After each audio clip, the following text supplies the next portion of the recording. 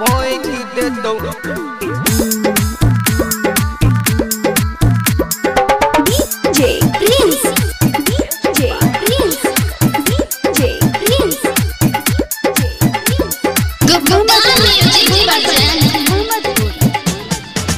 चोली पहकोली दुपट्टा पर बम दियो मार दे तो यो मार दे तो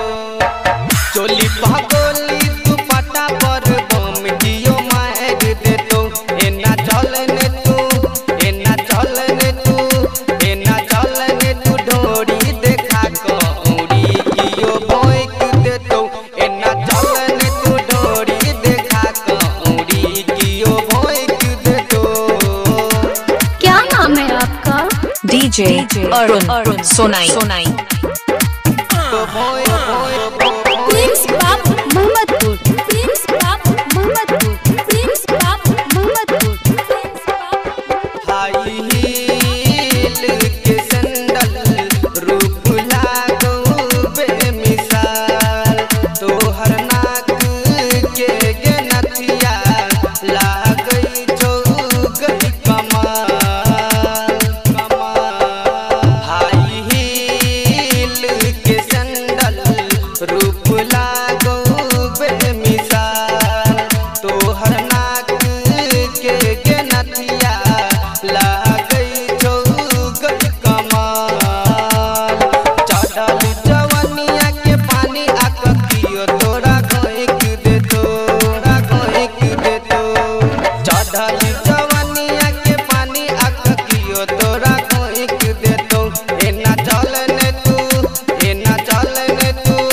एना चलने तू डोरी देखा कौड़ी कियो भोंक दे तो एना चलने तू डोरी देखा कौड़ी कियो भोंक दे तो।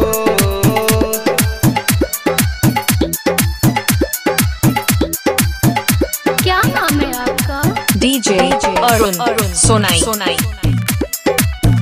साजन के बना ले हे गए अपन सजना राइटर पर दीप दे तो किनका जोड़ा कंगना कंगना साजन के बना ले हे गए अपन सजना राइटर पर दीप दे तो किनका जोड़ा कंगना लहंगा उठा के न चलन त पंकज ठोक दे तो लहंगा उठा के न चलन त मोनू ठोक दे तो एना चलने तू एना चलने तू एना चलने तू डोरी देखा कियो ओरी भोंक दे तो एना चलने तू डोरी देखा कौड़ी कियो भोंक दे तो